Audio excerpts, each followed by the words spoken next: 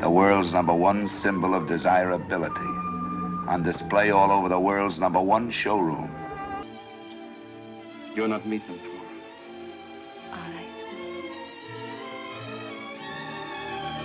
Hello my beautiful darlings, welcome back to my channel. I hope you're having an amazing day. Today we're going to talk about Ava Gardner. There were so many asking for this amazing actress. I am such a big fan of her, and we're going to continue the series on old Hollywood icons. That's why I put out the gloves, the outfit, the hairstyle, everything, and analyzing how they're so feminine, so irresistible, especially Ava Gardner. She was such a femme fatale on screen and in real life as well. So we're going to analyze her style, her way of moving, her movies, her life, everything that made her the icon that she is. So if you want to know more, keep on watching. But first, just wanted to let you know that if you want to see more of my content, I talk about fashion, femininity, elegance, and old Hollywood glamour. Feel free to join the channel. The link is down below. Also follow me on my Instagram, which is at Lisa Hartstyle. Let me know in the comments down below if you want one day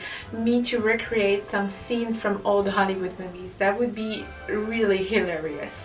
Ava Gardner was a famous sex symbol from the 40s and the 50s. She was born in 1922 in North Carolina. On screen, she was such an unattainable goddess, but when the camera stopped rolling, she was so down to earth, one of the most humble actresses of that time. So she was raised in a family, very modest family. Her father was a farmer, and she was quite a tomboy at a very young age. So when she grew up, she wanted to become a mother, she wanted to become a housewife, she also wanted to just become a secretary. She never had the dream of becoming an actress. She was just very simple. She just wanted to truly have children. So one day a photographer took a picture of her and he put it into his photograph shop. So someone from MGM saw it and asked her to test for movies. So back in the days, MGM was the most powerful and the biggest studio of cinema in the world. And she was truly cast for her beauty. Because he saw how beautiful she was, he wanted to have her as an actress. Back in the days, you had producers going everywhere to just find new talents. So she did some test shot, but because of her accent, because she has an accent from the South, they could barely understand her. But she was still offered a contract at MGM because when she tried in front of the camera, it was truly her beauty that was mesmerizing. And they knew that they could just train her to become an actress. They could just teach her how to act and losing a little bit her accent and everything. But they had the persona that they wanted. Back in the days, they wanted people that they could change. They wanted people open-minded to change. For example, you had Rita Hayworth back in the days. They just changed entirely her physical appearance. So they truly wanted to be able to change you, to kind of make you appear how they want you to appear, to transform you into a star. So they changed her physical appearance. She had language lessons. She had everything to make her appear like a true star. All of that made her a little bit insecure because she felt like maybe she was not good enough. Why would they change me? Maybe I'm not good enough. Why do they want to change me? So Mickey Rooney, a big star back in the days, saw her in the backstage and he immediately fell in love with her. He actually asked her out and she said no. She was playing hard to get a little bit. She truly made him work and she did not say yes right away. So he really worked for having her. She knew that she was the prize, ladies. She was a goddess. So of course he had to work to impress her, even though he was the biggest star. She was not that famous at that time, but she knew that she was the prize. So they married and the couple didn't really last that long. Also the fact that she was not super confident about acting. She thought that she was not a good actress, which is so not true. She was unbelievable on the screen. When I analyzed her movies and everything, how she acted, how she walked, everything, her expressions on her face, it's incredible. She was on top of the game, way better than many actresses nowadays. As well as the billionaire Howard Hughes was completely obsessed with her. A lot of men were obsessed with her. She was an enigma. She was magnetic. He pursued her for 20 years, but it never leads to a relationship because she didn't want it to. So she was in love with Artie Shaw. They had a romance without a wedding. They moved together without being married, which back in the days was really scandalous. scandalous and it could destroy her career. Then they finally married and then they divorced. So a lot of actresses back in the days really got divorced a lot and married a lot. If you look at Elizabeth Taylor, you're just like, wow. The biggest hit for her was the movie The Killers in 1946, where she played a mysterious femme fatale, and she was truly discovered through this movie before she did some other movies, but this movie was really the one that made her truly famous. It was a film noir and she played an irresistible femme fatale. It's a very mysterious movie. I recommend watching it. A typical black and white film noir movie, and she is irresistible in this movie. She's extremely mysterious. If you want really to learn more about the femme fatale, she was really one in this movie. It was a movie adapted from Ernest Hemingway, and the main character of the movie, he was completely head over heels in front of her. You could see the difference between her and the other woman that he was supposed to see at the beginning. See the fight? I was in my regular seat. I didn't notice tonight. At a certain point of the movie, the other woman that he was going out with, he was not really pursuing her. She was the one pursuing him. I guess you don't feel like much celebration tonight. Maybe you'd like to come over to my house. I'll cook up something to eat. Well, Lily, I'll tell you right now, I'm not hungry. You invited the wrong guy. You were born hungry. She was the one kind of asking him out. She was the one kind of, please give me attention, and desperate towards him. This is not the vibe that we want. Here, the femme fatale, Kitty Collins, was truly irresistible because she did not really care about him. Kitty, Mr. Anderson and Miss Harmon. Hello. She did not really give him that much attention, which made him head over heels in front of her. She was like in the piano with her irresistible gown. Physically, she was truly leveled up, walking around like a goddess. He saw her and he was like, oh my god, wow, she's beautiful.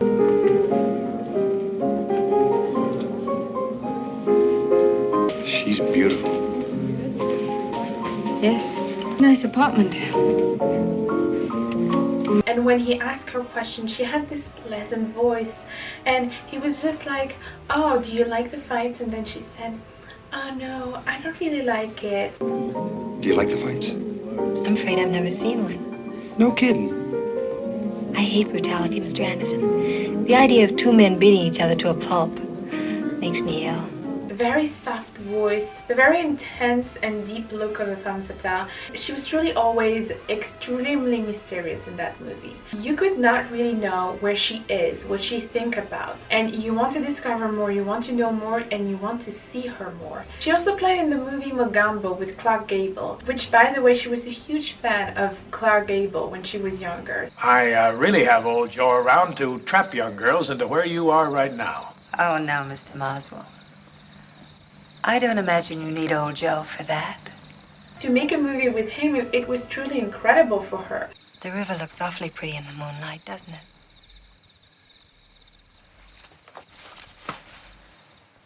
Now, wait a minute, Moswell. You're turning into the original African hot rod. I can always quit, Kelly. And she was so incredible in that movie that she was nominated for an Oscar. You can be nice and sweet when you want to, can't you? How do you know? Maybe you spoke too soon. I'm warning you. I'm searching. I'm looking, really I am. I'll look with you. In the movie Venus, she played a literal goddess.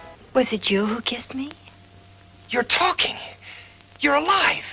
Well, of course I'm alive. What did you think I was? Poor mortal, are you frightened? Those kind of actresses back in the days, those kind of sex symbol back in the days, which would be Ava Gardner, which would be Elizabeth Taylor, Marilyn Monroe, they all had this goddess energy. It's almost like you cannot touch her.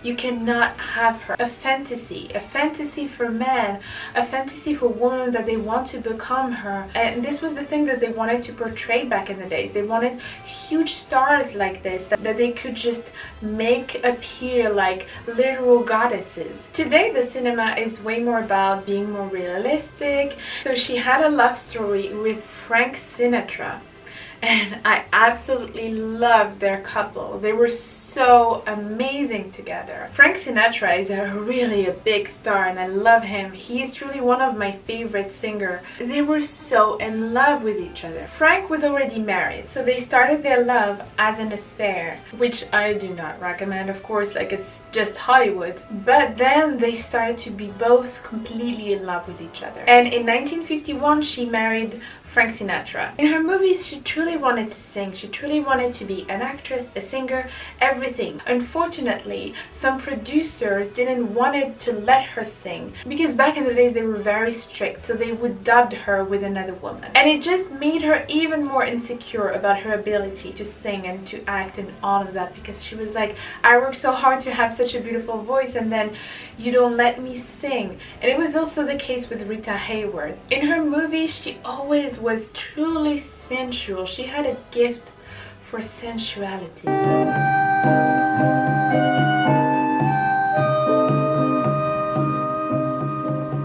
Her style, the queen of glamour. Incredible, irresistible, femme fatale. It was all about the tiny little waist, tiniest waist back in the days, and completely embracing the curves. Glamorous. She wore extremely glamorous dresses, figure-hugging dresses, very flattering gowns was truly her signature. So for Ava Gardner, it was all about the waist, having the tiniest waist. So back in the days, by the way, they would wear corsets sometimes to just even emphasize the waist, to make it even smaller and smaller. So don't worry if you see sometimes some pictures about Marilyn, some other actresses, they would have a corset. Dresses were tailored to perfection. This is why when you see those kind of movies, you're like, wow, the dresses are spectacular, and it's because they were tailored in such a beautiful way. They were tailored for them specifically. She would wear those kind of old Hollywood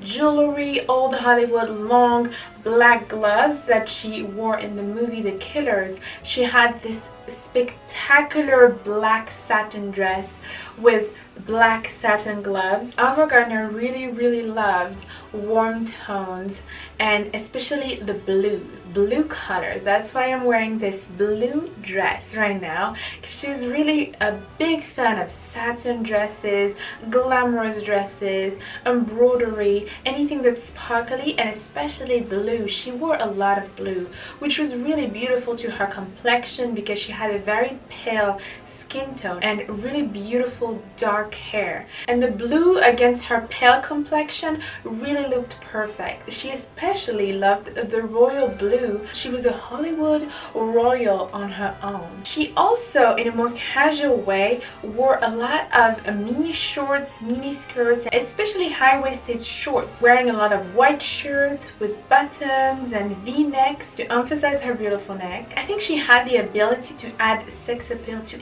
any outfit, any pieces, any pose that she takes.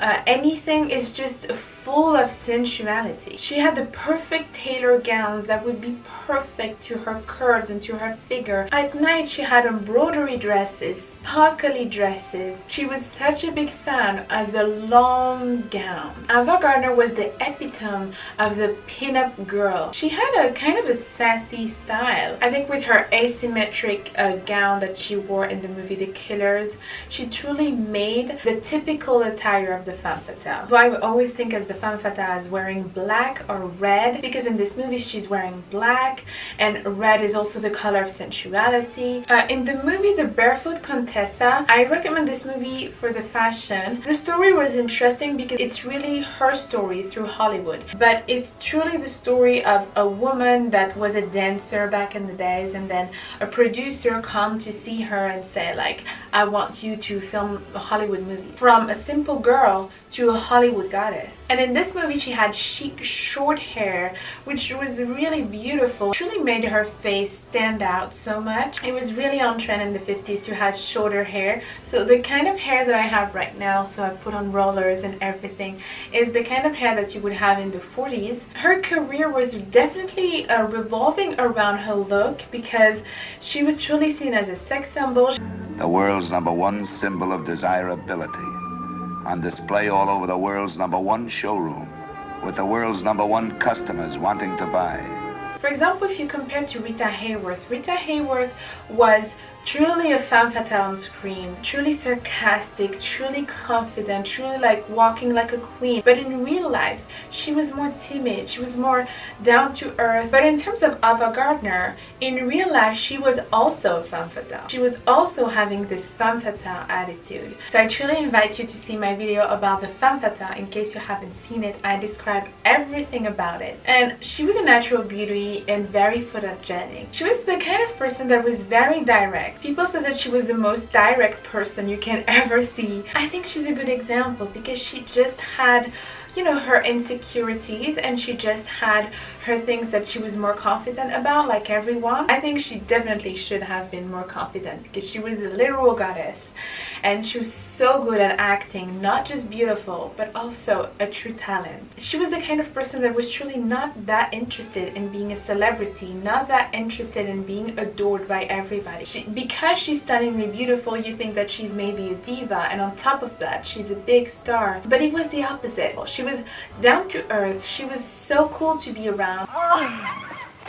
Oh, come here, darling. Oh, you're such a nice little baby. Come on over. Come on, little baby. Oh, you're nice. She was having fun. She was full of life.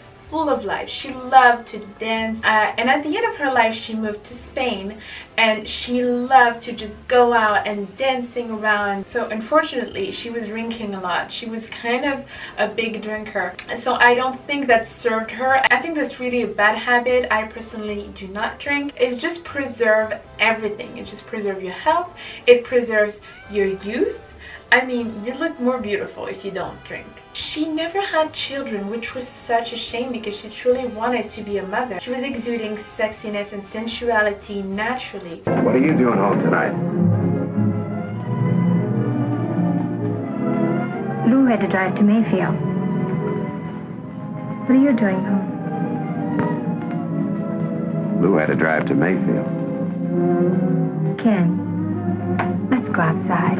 Her eye look was truly intense and memorable. She had the bedroom eyes. And I think that I noticed something, that a lot of actresses, when they had those very intense eyes, it's because they have hooded eyes. And it's just give you this intense eyes.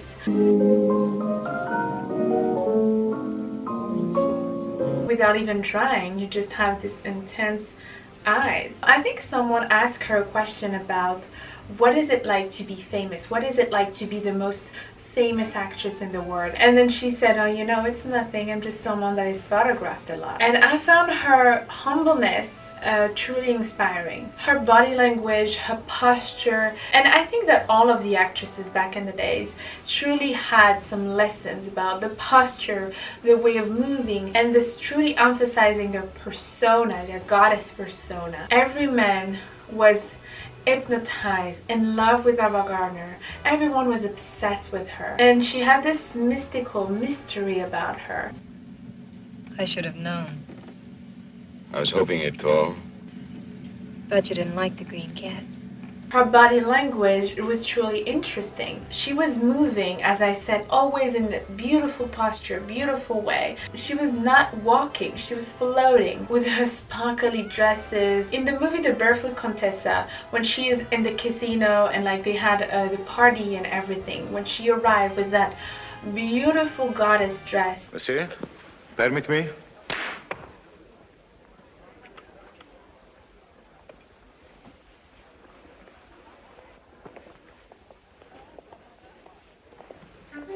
They had really this tendency of just raising their head and just looking like this and truly living this impression of overly confidence.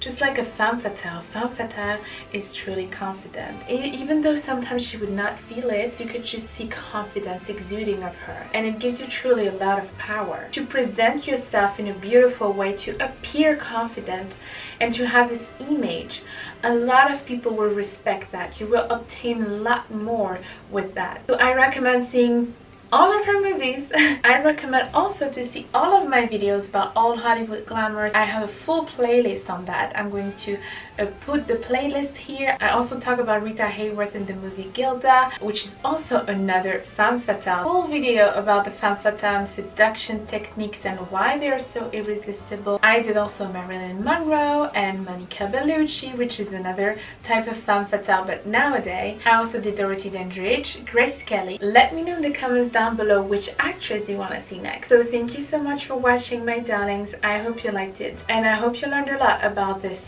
femme fatale that was Ava Gardner. Don't forget to like the video and subscribe. Also, don't forget to follow me on my Instagram, which is at LisaHartStyle. Until next time, I'm giving you a lot of kisses and take care of you. Mwah. Do do do do do do.